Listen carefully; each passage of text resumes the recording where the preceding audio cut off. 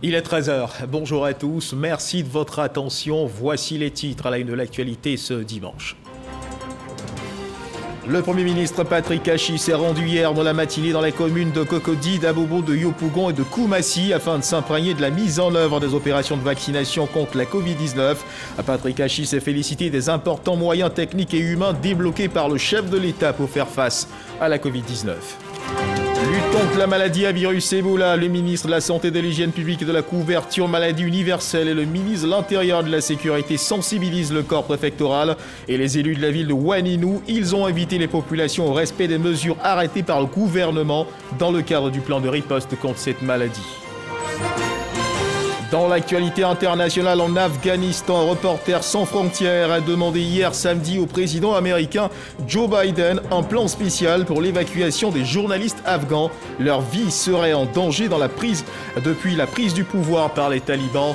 Voilà pour l'essentiel. Oui, bonjour à tous. Le samedi 14 août dernier, le premier cas de la maladie à virus Ebola est signalé en Côte d'Ivoire. Le cas détecté est une jeune femme en provenance de Guinée.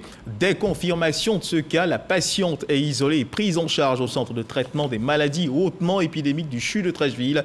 Ipso facto, réunion interministérielle d'urgence, prise de mesures préventives. La riposte pour faire face à une éventuelle propagation de la maladie s'organise. En quoi consistent les grandes lignes de cette riposte?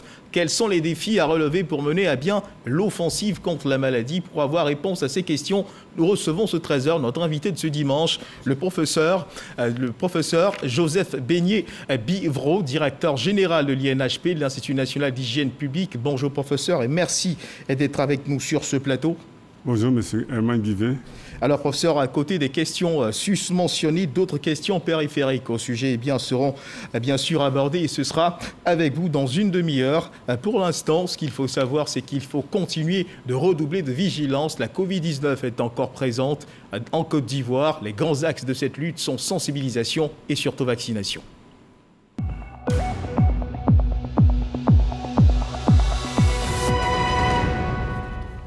La vaccination contre la Covid-19, justement, comment évolue-t-elle? Qu'en est-il de l'engouement auprès des populations pour se faire sa propre idée de ces différentes réalités? Le chef du gouvernement, Patrick Achi, a engagé une tournée dans différents centres de vaccination contre cette maladie. Le Premier ministre s'est rendu hier dans la matinée dans les communes de Cocody, Abobo, Yopougon et Koumassi afin de s'imprégner de la mise en œuvre des opérations de vaccination contre la Covid-19. Patrick Achi s'est félicité des importants moyens techniques et humains débloqués par le chef de l'État, Alassane Ouattara, pour faire face à la Covid-19. Le reportage d'Alexis Ouedraogo. 2 heures à sillonner le tout Abidjan ce samedi pour voir de plus près les opérations de vaccination contre la Covid-19. Au district sanitaire de Cocody, première escale de sa tournée, le Premier ministre s'assure de la qualité du service. Préoccupation majeure ici pour les candidats à la 2e dose du vaccin, la disponibilité de Pfizer ou AstraZeneca. Justement, vendredi soir, le pays a reçu près d'1,6 million de doses de vaccin Pfizer pour justement assurer la protection de sa population. Cap sur Abobo. L'opération bat son plein. Le Premier ministre donne son conseil pour une meilleure gestion des files d'attente et s'assure que le message passe bien auprès des populations. C'est ta première dose ou la deuxième dose? La première dose. Ah, mais pourquoi tu as attendu longtemps comme ça? Direction Yopougon, toujours le même engouement. Le chef du gouvernement échange ici avec les agents de vaccination. Ça se passe bien. Oui, ça se passe bien. Les gens comprennent, ils sont de plus en plus volontaires. Non, les gens viennent à la zone pas. D'accord. Le pays compte à ce jour 1 300 000 personnes vaccinées, de bons points salués par l'OMS. Je ne peux que exprimer ma satisfaction et celle des partenaires. Parce que voir le Premier ministre, chef du gouvernement sur le terrain, c'est encourageant. Et nous, partenaires, on va se mobiliser pour encore améliorer la qualité des prestations et appuyer le pays pour couvrir le maximum des Ivoiriens. À Koumassi, dernière étape de la tournée, les populations, elles saluent cette riposte vaccinale bien tenue par le gouvernement. La maladie fait plein de ravages, donc il faut qu'on se vaccine. Si une autorité se déplace, c'est parce que c'est important. Et je pense que de bouche à oreille, ça va encourager des gens à venir. Pour le Premier ministre, la vaccination contre la Covid-19 est aujourd'hui indispensable. On a eu donc l'occasion de constater d'une part qu'il y avait énormément d'engouement. Vous avez vu l'affluence, que les vaccins étaient disponibles. Il y avait certainement quelques réglages à faire pour la capacité d'absorption, mais également saisir l'occasion pour lancer une fois de plus, après que son Excellence, Monsieur le Président de la République, lors des différents conseils nationaux de sécurité, ait lancé un appel aux populations à la vaccination, non seulement pour se protéger eux-mêmes, mais surtout pour protéger également leur environnement immédiat. Patrick Hachi invite le personnel médical à la vigilance, surtout lors des diagnostics médicaux. Dans 90% des cas, on se rend compte que les mortalités sont d'abord dues à des retards de tests. Les gens commencent d'abord à diagnostiquer le palu, essaient de voir si ce n'est pas d'autres pathologies, avant finalement, en fin de compte, faire un test PCR pour se rendre compte que c'est bien le corona dont ils sont atteints. Et à ce moment-là, le virus a eu le temps de faire de tels ravages que les sauver devient difficile. Aujourd'hui, il faut faire un test pour écarter, je dirais, le coronavirus.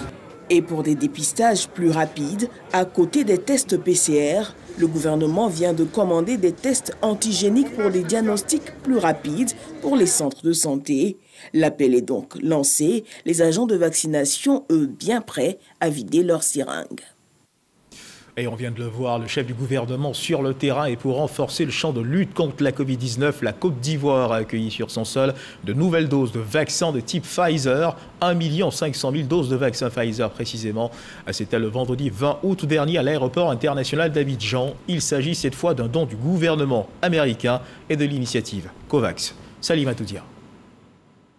C'est un exemple de plus de solidarité avec l'Afrique. La Côte d'Ivoire vient de réceptionner plus d'1 500 000 doses de vaccins Pfizer, un don de l'initiative COVAX du gouvernement des États-Unis d'Amérique. Le point que nous faisons de façon régulière montre beaucoup de contamination. Parmi les décès, ce que nous déplorons, c'est que la plupart des décédés sont des gens qui n'ont pas pu avoir cette chance-là de se faire vacciner. Et 99% des personnes actuellement qui sont testées positives n'ont pas bénéficié de vaccination. Donc c'est une opportunité qu'on offre aux Ivoiriens de se faire vacciner. L'intérieur du pays pourra bénéficier cette fois des doses de vaccins Pfizer. La première tranche des vaccins AstraZeneca a été donc essentiellement utilisée à Abidjan, mais je pense que nous sommes en train de nous organiser pour que Pfizer puisse servir davantage. Mais sachez que 95% des cas sont à Abidjan et nous allons intensifier la vaccination à Abidjan et à l'intérieur du pays, en commençant par Abidjan. Un don qui témoigne de la bonne marche de la coopération entre la Côte d'Ivoire et les États-Unis. Cela dénote des excellentes relations que nous avons avec les États-Unis et également avec l'Union africaine et tous nos partenaires qui ont précédé les États-Unis en nous livrant des vaccins. Les États-Unis sont très heureux de pouvoir offrir à la Côte d'Ivoire plus de 1,5 million de doses du vaccin Pfizer contre le Covid. Et tout cela, ça démontre l'engagement ferme du président Biden de vraiment exercer un grand leadership à la hauteur du rôle des États-Unis dans le monde face à cette pandémie qui nous touche tous. Et pour s'en sortir de la pandémie, il faut s'en sortir partout autour de la planète. Le partenariat scellé autour de l'initiative COVAX est donc en bonne voie au profit des pays. Je voulais rassurer les Ivoiriens que tous les vaccins qui arrivent, quel que soit le type, sont des vaccins homologués par l'Organisation mondiale de la santé. Ce sont des vaccins de qualité, des vaccins sûrs. Donc ce qu'on demande, c'est se faire vacciner pour être protégé et pour qu'on ait moins de décès et moins de formes graves dans ce pays. On était en risque de rupture de stock des vaccins et on ne voulait surtout pas rabaisser, diminuer, empêcher tout l'engouement qu'il y a eu en Côte d'Ivoire pour la vaccination. Malgré toutes les rumeurs, malgré les fake news, les gens en Côte d'Ivoire ont adhéré en masse à la vaccination et on craignait beaucoup que la rupture de stock ne vienne diminuer l'efficacité de ces efforts. Donc c'est une excellente nouvelle pour nous. On va pouvoir intensifier encore les activités de vaccination avec ce vaccin, avec d'autres qui vont arriver arriver dans les jours prochains. Notre objectif, c'est vraiment d'appuyer le gouvernement dans son ambition que d'ici la fin de l'année, il y ait au moins 7 millions d'Ivoiriens vaccinés contre la Covid-19. À ce jour, plus d'1 200 000 Ivoiriens ont été vaccinés.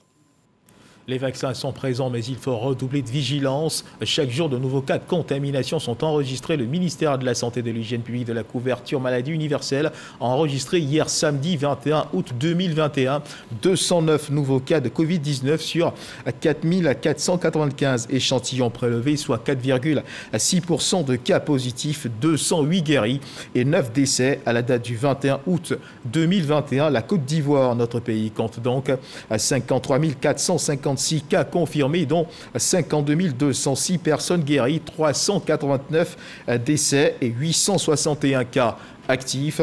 Le nombre total d'échantillons est de 860 233.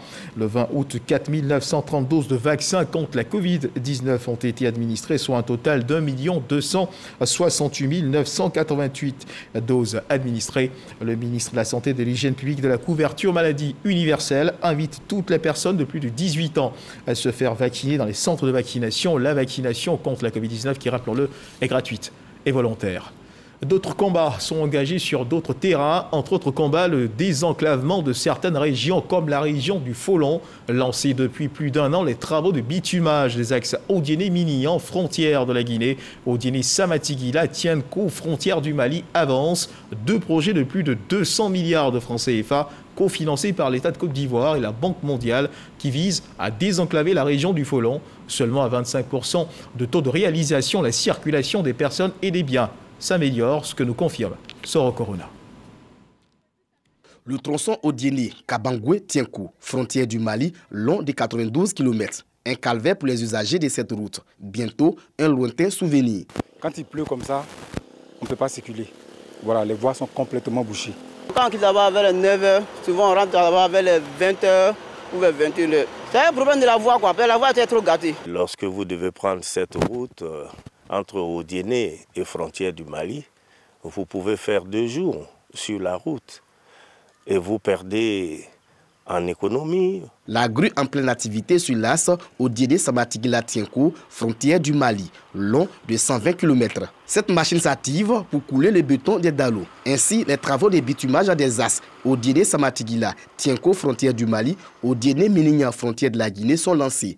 Ces travaux se déroulent bien et visent à désenclaver la région du Folon. Les travaux de bitumage de la A7 d'Odiéné jusqu'à la frontière du Mali est une réalité. Aussi d'Odiéné, kilomètre 44, jusqu'à la frontière Guinée-Mali est aussi une réalité. Ces difficultés réduisent le sort de la région du Folon. Les balancements électriques, là, ça gâte les voitures. Il y a beaucoup de cadres qui n'osaient pas affronter la route parce que c'était dangereux. Et puis avec l'état de la route, il y avait des coupeurs de la route. Avec un taux de réalisation de 25%, selon les techniciens du BINET, la circulation s'améliore. Les populations pouvaient rester bloquées pendant des jours, ne pouvant pas passer. Aujourd'hui, sur le terrain, nous constatons que des ponts sont en train d'être faits pour régler tous ces problèmes. Aujourd'hui, on met 2 heures sur la route. Donc c'est vraiment un gain de temps. Et puis, en même temps, de l'économie pour notre poche, parce que les voitures ne sont plus trop mises à l'épreuve. Les usagers et les populations saluent ces 2 projets gouvernementaux qui interviennent comme un soulagement et un outil de développement. Avec le président Alassane Ouattara, nous notons une avancée considérable du développement dans la région. Avec le bitumage de l'as Bundiali-Odiéné et des 2 autres axes en cours de réalisation, c'est le district du Denguilé qui rattrape le développement de plusieurs années de retard. Le bitumage de ces 2 axes est financé par l'État de Côte d'Ivoire et la Banque mondiale. Ces travaux coûtent plus de 200 milliards de francs CFA. Direction le centre de la Côte d'Ivoire, la ministre de la Culture, de l'Industrie, des Arts et du Spectacle, Arlette Badou Nguissan, a pris la route qui mène d'Abidjan à Yamoussoukro en vue de s'enquérir de l'état d'avancement des chantiers du futur lycée d'enseignement artistique, le LEA, de Yamoussoukro, qui s'étend sur 8 hectares. Coût des travaux estimé à plus de 2 milliards de francs CFA.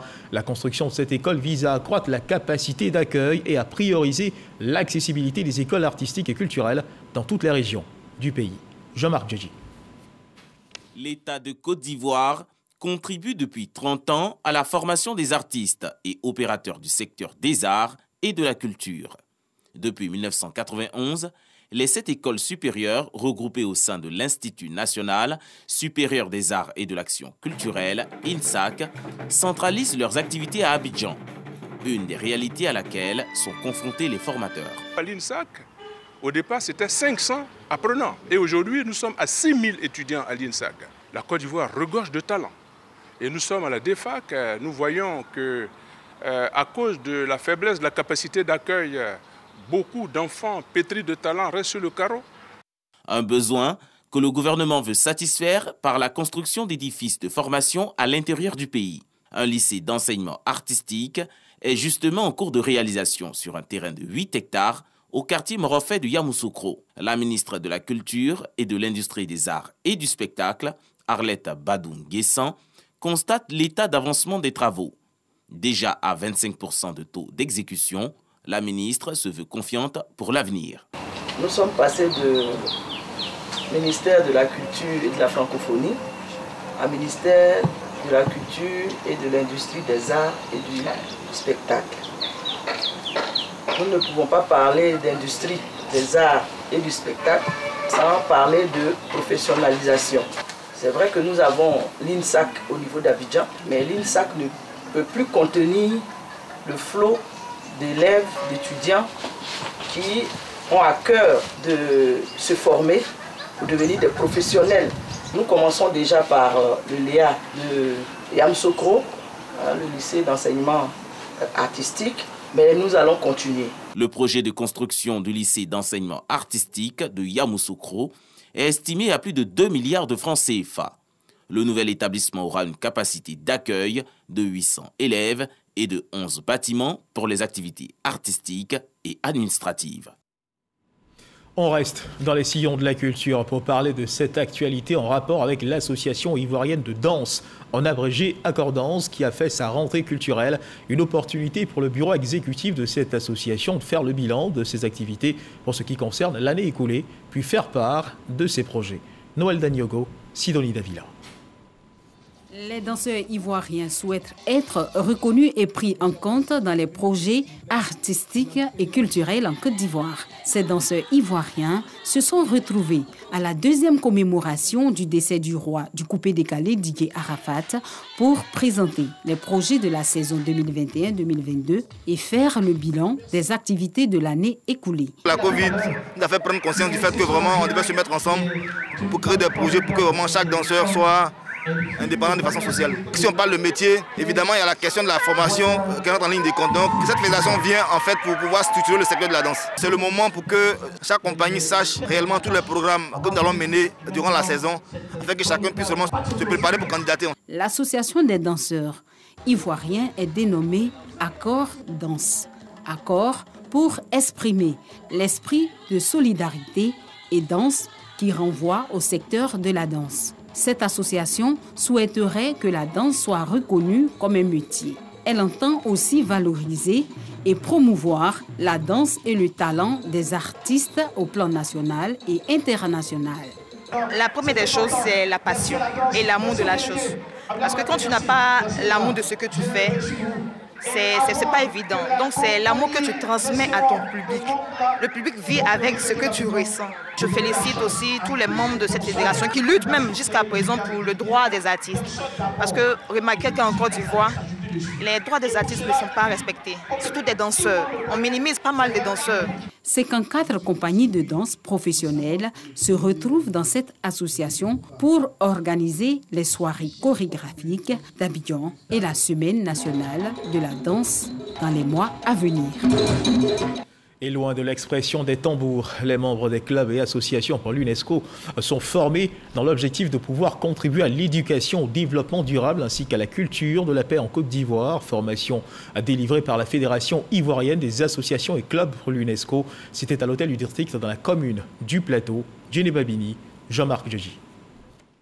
Renforcement de capacité pour les membres de la Fédération ivoirienne, des associations et clubs pour l'UNESCO. Une activité initiée dans le but d'aider ces volontaires à élaborer un plan d'action en vue de réaliser leurs projets dans les domaines de compétences de l'UNESCO. Cette formation va renforcer les capacités en développement durable, en culture de la paix de nos membres. Ce genre de séminaire nous permet d'avoir ce que nous appelons les aptitudes nécessaires, la compétence nécessaire à réagir promptement et réellement face à des difficultés liées aux idéaux de l'UNESCO.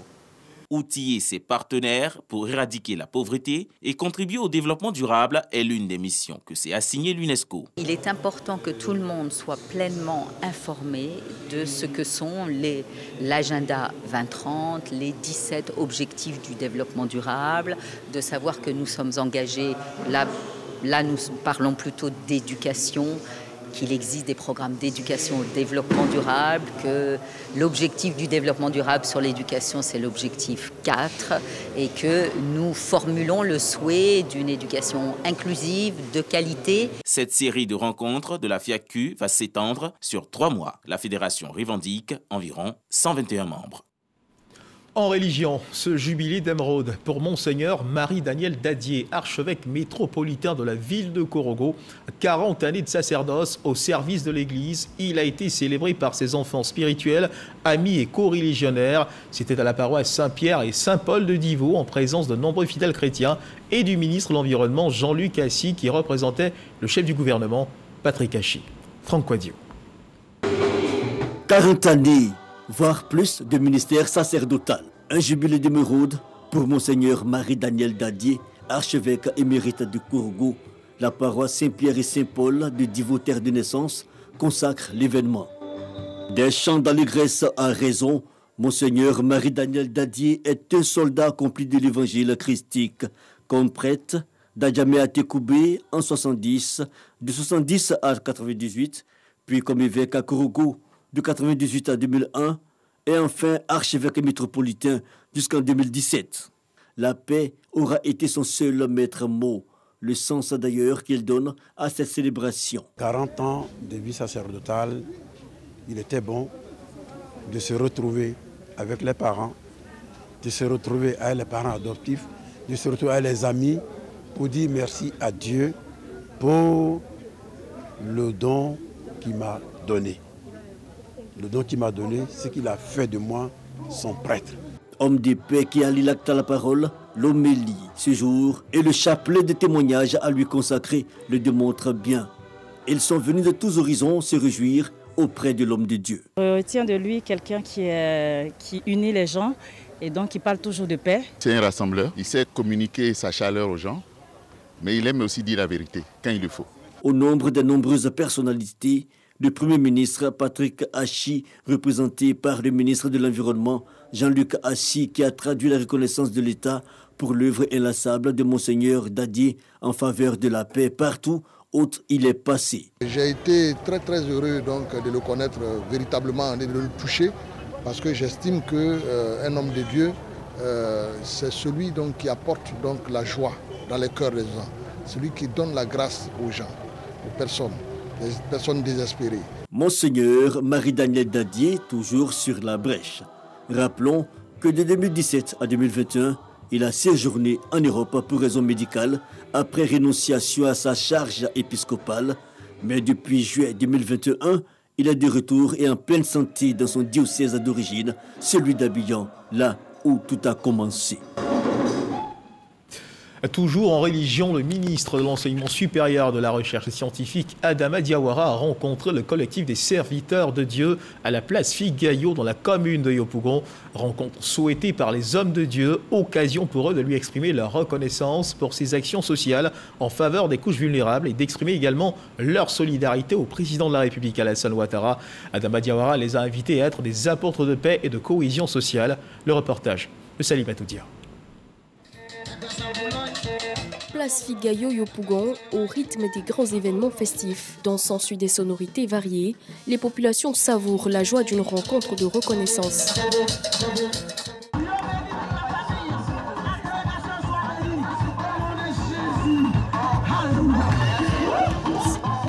À l'initiative du collectif des pasteurs, les fidèles chrétiens et les membres de l'ONG Cris de cœur de la femme et de l'enfant sont venus des 4 coins de Yopougon pour communier avec le ministre de l'Enseignement supérieur et de la Recherche scientifique. Une rencontre de reconnaissance au ministre pour ses actions et son engagement à leur côté. Le ministre Adama Diawara, c'est un ministre qui a un cœur qui parle en faveur des démunis, en faveur de ceux qui sont dans le désespoir. Et depuis un certain nombre d'années, il ne cesse d'accompagner l'ONG, le cri de cœur de la femme et de l'enfant. Et nous croyons que quelqu'un qui sait écouter les cris de douleur, de détresse, un tel homme mérite qu'on l'accompagne et qu'on soit avec lui. Face à cette mobilisation, le ministre Adama Diawara a rappelé les réalisations du président de la République pour le développement du pays. Pour un climat de paix, il a invité les guides religieux à toujours privilégier la solidarité et l'union. Ce pays aujourd'hui a besoin de paix, d'union, de fraternité, de réconciliation, de cohésion sociale. Donc lorsque une prière est organisée pour ces différentes valeurs, cette prière est à saluer. Et également, la prière a été faite à l'endroit des dirigeants de ce pays. Vous savez, les dirigeants d'une nation telle que la nôtre ont besoin d'être inspirés au quotidien par le Tout-Puissant pour pouvoir mener à bon port leur nation. Adama Diawara a réitéré son engagement à soutenir davantage les populations et à œuvrer pour le développement de la commune de Yopougon.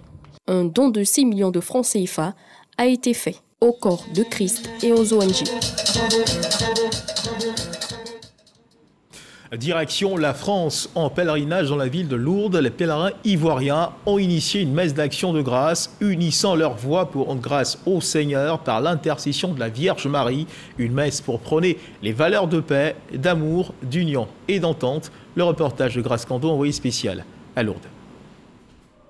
2 groupes de pèlerins ivoiriens dénommés Jean-Paul Nobou et Foi Cristal s'unissent à Lourdes en France pour initier une messe d'action de grâce. Signe d'engagement, de communion et de fraternité. En célébrant cette Eucharistie avec tous les groupes venant de la Côte d'Ivoire, nous venons exprimer cette prière, ce vœu que le Seigneur voudrait que tous ces enfants soient rassemblés, unis pour le même but. Une initiative appréciée des pèlerins. J'ai vu que nous sommes vraiment unis et que nous militons tous pour cette paix, pour cet amour et que nous mettons tous Dieu au devant de tout. Que nous soyons chrétiens comme nous qui sommes venus, que nous soyons musulmans et que nous soyons de d'autres religions, j'ai senti vivement aujourd'hui que la Côte d'Ivoire fait un. C'est un bel exemple de fraternité, un bel exemple de retrouvailles, de communion fraternelle, du vivre ensemble que nous souhaitons et pour lequel nous sommes venus prier avec l'ensemble des Ivoiriens et l'ensemble des pèlerins du monde entier d'ailleurs qui viennent à Lourdes ici confier leurs intentions à la Vierge Marie pour son Fils Jésus-Christ. Pour le 148e pèlerinage de Lourdes en France, tenu du 11 au 16 août, la Côte d'Ivoire était représentée par plus de 200 pèlerins. Dans l'actualité internationale, le Tchad a annoncé hier samedi 21 août avoir retiré la moitié de ses effectifs déployés en février au sein de la force anti-djihadiste du G5 Sahel dans la zone dite des 3 frontières, zone frontalière du Mali, du Niger et du Burkina Faso.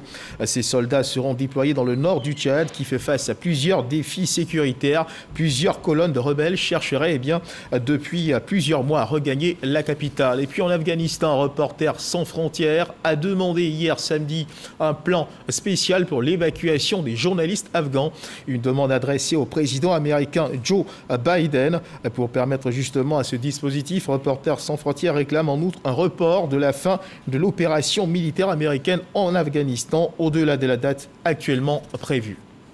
Retour en Côte d'Ivoire, santé, lutte contre la maladie à virus Ebola. Nous le disions dans les titres, 2 membres du gouvernement sensibilisent le corps préfectoral et les élus locaux de la ville de Ouaninou. Il s'agit des ministres de la Santé, de l'Hygiène publique et de la couverture maladie universelle et du ministre de l'Intérieur et de la Sécurité. Ils ont invité les populations au respect des mesures arrêtées par le gouvernement dans le cadre du plan de riposte contre cette maladie. Ils ont eu une séance de travail avec les forces de sécurité et les responsables des transporteurs. Abou Sanogo. Préfecture du département de Ouaninou. Rencontre entre le ministre de la Santé, de l'Hygiène publique et de la couverture maladie universelle, Pierre Dimba, Le ministre de l'Intérieur et de la Sécurité, Vagondo Diomonde, et le corps préfectoral, les élus et cadres, les forces de défense et de sécurité, les transporteurs et les opérateurs économiques. Une rencontre pour faire le point de la situation sécuritaire à Ouaninou et surtout pour appeler chaque acteur à la responsabilité. La mission conjointe de sensibilisation des populations contre la maladie à virus Ebola a invité les différents responsables à unir leurs forces pour que le cas découvert à Ouaninou soit le dernier. Pierre Dimba et Vagondo Diomonde ont insisté sur le respect des mesures édictées par le gouvernement. Nous avons donc donné des conseils sur l'attitude qu'il faut avoir face à cette maladie. Au-delà de la menace d'Ebola, c'est le virus de Marburg, c'est le coronavirus et c'est pour toutes ces raisons qu'il a plu au chef de l'État et au gouvernement de protéger les populations en fermant la frontière. Donc il faut qu'ils observent scrupuleusement ces mesures, les veilles sanitaires, mais surtout le contrôle des frontières vont s'accentuer avec donc les forces de l'ordre. L'objectif étant donc de vraiment traverser cette période difficile pour que les Ivoiriens soient en bonne santé. Nous sommes face à une situation qu'il faut gérer avec l'urgence qui s'impose. En tant que cadre, il nous revient donc de sensibiliser nos familles, nos parents, qui sont en première ligne parce que habiter une zone frontalière, pour les amener à contribuer efficacement par leur comportement à la réussite justement de la prise en charge médicale de toutes les populations, à commencer par elles-mêmes. Les élus et cadres s'engagent à jouer leur partition dans la sensibilisation des populations. Nous allons renforcer la sécurité aux frontières, surtout par la sensibilisation, pour que toute personne qui rentre soit déclarée et tous ceux qui seront malades, qui vont avoir les symptômes de maux de tête, qu'ils se rendent rapidement à l'hôpital et saisir les médecins, saisir les infirmiers pour que vraiment ce cas soit très isolé et que ça ne se répète plus. Pour faire respecter les décisions du gouvernement, des moyens de mobilité seront mis à la disposition des forces de défense et de sécurité pour la surveillance des frontières terrestres entre la Côte d'Ivoire et la Guinée. Et la transition est toute trouvée pour aborder le sujet à l'ordre du jour dans le cadre de ce Dimanche Magazine. En quoi consiste le plan de riposte mis en place par le gouvernement pour faire face à la menace Ebola? Et pour en parler, notre invité nous a rejoint sur ce plateau, le professeur Joseph Beignet-Bivreau, directeur général de l'INHP, l'Institut national d'hygiène publique. Merci professeur de nous avoir rejoints. Merci, M. Guivet. Alors, comme nous le disions à l'entame de cette édition, la Côte d'Ivoire a enregistré son premier cas de maladie à virus Ebola le 14 août dernier et la réaction des autorités ne s'est pas faite attendre. Il y a tout de suite eu des mesures qui ont été prises. Retour dans cet élément que vous allez suivre sur la déclaration du ministre de la Santé. C'est un coup de massue pour les autorités sanitaires ivoiriennes.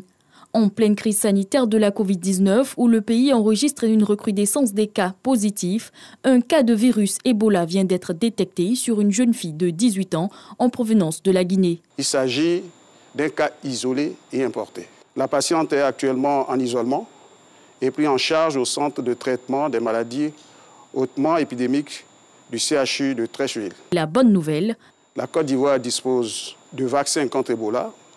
Et il procédera donc à la vaccination des groupes cibles, à savoir le personnel soignant qui sont en première ligne, les cas contacts qui étaient immédiatement en contact avec la patiente, les forces de sécurité qui sont à nos frontières. Une réunion interministérielle s'est tenue et des mesures ont été aussitôt arrêtées. La réactivation de la surveillance communautaire de la riposte à Ebola, la sensibilisation, prévention, diagnostic et prise en charge des cas contaminés, l'organisation donc du suivi de tous les cas contacts identifiés, la vaccination immédiate des groupes cibles, le respect des directives pour le diagnostic et la prise en charge des fièvres hémorragiques, la poursuite du strict respect des mesures barrières édictées contre la Covid qui reste valable pour la maladie Ebola, la collaboration frontalière intense avec la Guinée et la mise en œuvre des procédures standards de règlement sanitaire international. Fièvre, hémorragie, vomissement restent les symptômes principaux de la maladie à virus Ebola. Les populations sont invitées à garder leur sérénité. Un élément signé Salimatou Dia, notre reporter. Alors, professeur, quel est l'état de santé de la première patiente? Merci. Il faut dire que l'état de santé de la patiente est stable. Je peux dire qu'au jour d'aujourd'hui, on peut dire qu'elle est hors de danger, mais il faut rester prudent. Il faut bien la suivre jusqu'à ce qu'on la déclare officiellement guérie du point de vue biologique et du point de vue clinique. Alors, professeur, la Côte d'Ivoire est-elle aujourd'hui suffisamment outillée pour faire face à la menace Ebola? Oui, la Côte d'Ivoire est suffisamment outillée. Nous n'avons qu'à faire le point de la situation depuis la déclaration de cette épidémie pour s'en convaincre. Vous avez constaté, et vous l'avez dit, le 12, cette patiente est arrivée à Abidjan. Elle a été prise en charge au niveau du CHU de Cocody. Elle a été hospitalisée. On l'a prélevée. Le 14, c'est-à-dire 2 jours, c'est-à-dire après le 13, le 14, elle a été déclarée positive. Et dès qu'elle a été déclarée positive, elle a été automatiquement prise en charge par le centre de traitement des maladies hautement épidémiques. Et après, le 15, les vaccins ont été commandés avec l'appui de l'Organisation mondiale de la santé. Les vaccins ont été commandés. Et le 16, les vaccins ont été administrés. Donc, ça vous dit que la Côte d'Ivoire a été très prompte. Et c'est le lieu de rendre hommage au gouvernement ivoirien qui a été très prompt. Et les partenaires même l'ont dit. Nous avons été prompts. Et cela a permis, en tout cas, de réagir dans les 24 heures qui ont suivi la déclaration du cas. Aujourd'hui, je peux vous dire même qu'aujourd'hui, la vaccination à l'intérieur du pays même a même commencé à Djokwe, à San Pedro également. Alors, rapidité d'exécution à saluer, mais de façon concrète, en quoi consiste ce plan de riposte et quelles sont ses grandes déclinaisons? Alors, c'est un plan de riposte qui repose sur plusieurs piliers, notamment le contrôle aux frontières.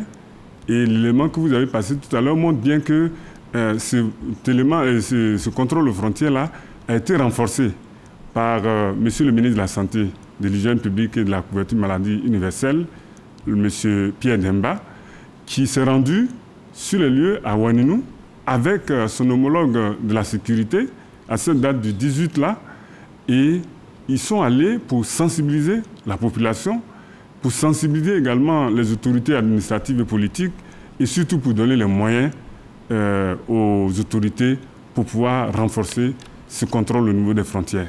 Et parlons justement de ce contrôle, je ne sais pas si vous avez l'information, une dizaine de personnes auraient été interpellées au niveau de la ville de Mans. Ils auraient tenté de contourner le dispositif sécuritaire. Vous en êtes informé? Oui, mais ça montre bien que les consignes qui ont été données par ces autorités, par nos autorités, commencent à être appliquées, ont été appliquées. Et il faut louer cela. Alors, est-ce que d'autres cas ont été identifiés depuis la survenue du premier cas? Oui, il y a eu, c'est plutôt des cas alertes. Des cas alertes. Des cas alertes, ça veut dire que pour quelqu'un qui présente une fièvre, qui présente une hémorragie, on nous alerte, mais il y a eu plus de peur que de mal. Et c'était des cas suspects qui ont été rapidement diagnostiqués négatifs. Donc, depuis ce seul cas qui est positif, qui est le cas d'Ebola, il n'y a plus d'autres cas, les autres cas étant des cas suspects qui sont des cas négatifs. Alors expliquez-nous, quelle est la stratégie mise en place par le gouvernement pour justement permettre d'identifier ces cas contacts, ces personnes qui auraient été en contact avec la patiente? Alors la stratégie, ça fait partie justement des piliers. Permettez-moi que je allez-y, je vous en prie. Alors il y a le contrôle aux frontières, c'est vraiment important. Ensuite, il y a la surveillance épidémiologique, aussi bien dans les établissements sanitaires que dans la communauté. Il y a également le renforcement du laboratoire et il y a le renforcement de la prise en charge. Aujourd'hui, nous avons un centre de traitement qui a été rénové, qui est au niveau du CHU de Treichville. Nous avons aussi un autre au niveau des Mans. Donc, ça vous dit que c'est vraiment le plan qui est mis en œuvre. Mais en dehors de cela, il y a la sensibilisation, vous l'avez dit. Il y a également le suivi des contacts. Et cela est très important. Notre objectif, c'est d'identifier tous les contacts et de pouvoir les suivre. En les suivant, nous prenons leur température 2 fois par jour.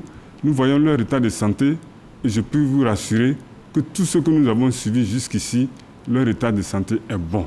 Mais est-ce qu'il est aisé pour vous de suivre ces cas contacts-là quand on tient compte, si on veut bien sûr tenir compte du mouvement des personnes, des mouvements qui s'opèrent de part et d'autre? Est-ce que vous avez justement toutes les cartes en main pour pouvoir définir leur itinéraire, leur mouvement? Est-ce que cela est possible? Cela est possible mais difficile. Et justement, c'est la difficulté à laquelle nous sommes confrontés. Et c'est pour cela que je voudrais m'adresser aux Ivoiriens pour dire à nos frères qui sont venus, qui sont arrivés ce 12 août en provenance de Ouanounou, qui sont venus de l'Abbé et qui sont passés par Ouanounou, où ils ont pris un car pour se rendre à Abidjan, de se signaler aux autorités sanitaires, de se signaler aux responsables de leur communauté. Parce que si nous arrivons à les identifier le plus rapidement possible, nous allons les prendre en charge et nous allons les vacciner. Et si ces personnes-là sont vaccinées, ça nous permettra d'éviter la maladie. Donc c'est dans le sens de... c'est pour leur bien. Donc je les invite à vraiment se rendre dans les centres de santé et surtout à se signaler pour que nous puissions les identifier le plus rapidement possible. Alors ces cas contacts ont-ils été identifiés dans certaines zones bien précises du pays? Oui, il y a eu des cas contacts qui ont été bien identifiés. Au niveau d'Abidjan, par exemple, au niveau sanitaire, tous ceux au niveau du CHU de Cocody et au niveau d'une clinique de la place, une clinique privée, tous ceux qui ont soigné la personne ont été identifiés, ont été vaccinés, ont été isolés et sont suivis tous les jours. La personne qui a voyagé avec son époux, qui était sur place ici à Abidjan, a été également isolée, a été prise en charge et se porte bien. En plus de cela, il y a eu des passagers qui sont descendus en cours de route. Nous avons commencé à les identifier. Nous en avons trouvé à San Pedro. Nous en avons trouvé à Djokwe. Et toutes ces personnes sont vaccinées aujourd'hui. Tous les cas contacts, les contacts de ces cas-là ont été également identifiés et sont en train d'être vaccinés actuellement. Donc au niveau du CHU, nous avons vacciné tout le personnel de première ligne, le personnel de seconde ligne qui était en contact avec ceux qui étaient en contact avec elles. Ensuite, au niveau des structures et également au niveau des domiciles, nous avons également identifié les contacts qui ont été vaccinés.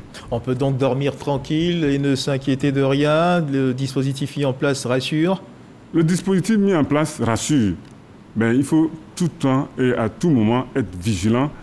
On ne peut pas dormir. Si on doit dormir, il faut qu'on dorme d'un œil. Dormir d'un œil. Voilà, il faut qu'on soit vraiment vigilant. Alors comment faire la différence entre un patient qui souffre de la Covid-19 et un autre qui souffre de justement la maladie à virus Ebola?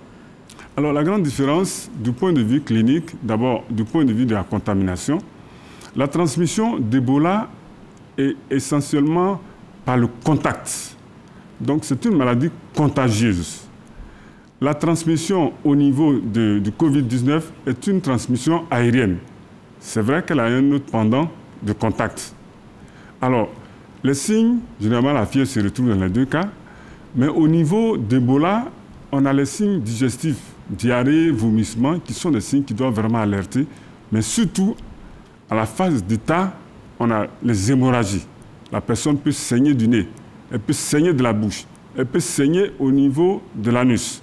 Ça, c'est vraiment les signes assez importants, surtout quand on arrive à la phase et ça peut conduire au décès. Ebola, le taux de létalité, c'est-à-dire le risque de mourir, c'est 50 à 80%. Donc, c'est vraiment important, c'est une maladie grave, mais c'est une maladie qu'on peut prévenir. Elle est d'ailleurs plus facile à prévenir que la Covid-19. La Covid-19, on connaît les mesures. Il y a les mesures barrières qu'on continue d'adopter. L'élément l'a dit tout à l'heure. Il faut continuer. Et au niveau des deux maladies, le diagnostic, c'est le laboratoire qui le fait. Et il convient également de faire certaines précisions parce que le vaccin pour la maladie à virus Ebola, je veux dire, ce n'est pas une vaccination pour les masses, c'est un vaccin qui est justement bien indiqué pour une cible bien définie, n'est-ce pas? Vous faites bien de le dire, c'est vraiment important. On voit souvent tout le monde, enfin depuis qu'on a annoncé l'arrivée du vaccin, tout le monde veut se faire vacciner. C'est un vaccin qui s'adresse aux personnes exposées. Les sujets contacts de la personne malade et les contacts de ces personnes-là. C'est vraiment ciblée. Donc si on n'est pas exposé, on n'est pas concerné? Non, si on n'est pas exposé, on n'est pas concerné. Mais il faut qu'on prenne les dispositions, il faut qu'on respecte les mesures barrières, il faut se laver les mains régulièrement, il faut continuer à observer la distanciation. Et ça, c'est à ce fruit-là qu'on pourra lutter efficacement contre ces maladies. Est-ce qu'il existe des risques d'incompatibilité entre les deux vaccins? Je veux dire, pour des personnes qui ont déjà fait le vaccin contre la Covid-19 et pour celles, par exemple, le personnel soignant qui sera amené à faire un vaccin contre la maladie à virus Ebola. Est-ce qu'il existe des risques d'incompatibilité? Oui, je pense que pas véritablement d'incompatibilité, mais il faut dire que ces deux vaccins, qui sont des vaccins viraux, et qui nécessitent quand même qu'on observe 3 semaines entre les deux. Donc si une personne a été vaccinée contre la Covid-19, c'est mieux qu'elle observe 3 semaines. Mais nous sommes dans une situation d'urgence et ça se règle au cas par cas. Alors il faut apprécier le bénéfice-risque et il faut donner la priorité aux bénéfices. Alors professeur, nous sommes pratiquement au terme de notre entretien. Ces cas contacts dont vous avez parlé, s'ils désirent se faire identifier, est-ce qu'ils disposent de numéros verts qu'ils pourraient joindre éventuellement, rapidement? Oui, il y a le numéro 143 et il y a aussi le 101. Ils peuvent appeler discrètement, on peut aller vers elles et on peut vraiment les prendre en charge. Et votre dernier mot, certainement, s'adresse aux populations? Oui, la population, je tiens à rassurer la population. C'est vrai que c'est une situation qui est préoccupante, mais ce n'est pas une situation devant laquelle on doit perdre le calme. Il ne faut surtout pas céder à la panique. Donc la situation, pour l'instant, elle est sous contrôle, mais nous sommes prudents. Ensuite, m'adresser à ces personnes qui ont voyagé avec ce cas du 12 août et leur demander humblement, vraiment discrètement, de se signaler pour qu'on les prenne en charge et surtout qu'on les vaccine. C'est à ce seul prix-là qu'on pourra lutter efficacement contre la maladie à virus Ebola et également contre la Covid-19 qui nous permettra d'avoir un pays qui est vraiment sain, qui est vraiment sauvé de toutes ces deux maladies. Et votre message a bien été relayé, entendu. C'est la fin de cette édition, mesdames et messieurs. Merci de nous avoir suivis. Je rappelle juste avant de rendre l'antenne que nous recevions ce 13h notre invité de ce dimanche, le professeur Joseph Beignet-Bivreau, directeur général de l'INHP, l'Institut national d'hygiène publique, avec qui nous avons parlé du plan de riposte engagé par la Côte d'Ivoire pour faire face à la menace Ebola. Merci de nous avoir suivis. Dieu garde la Côte d'Ivoire.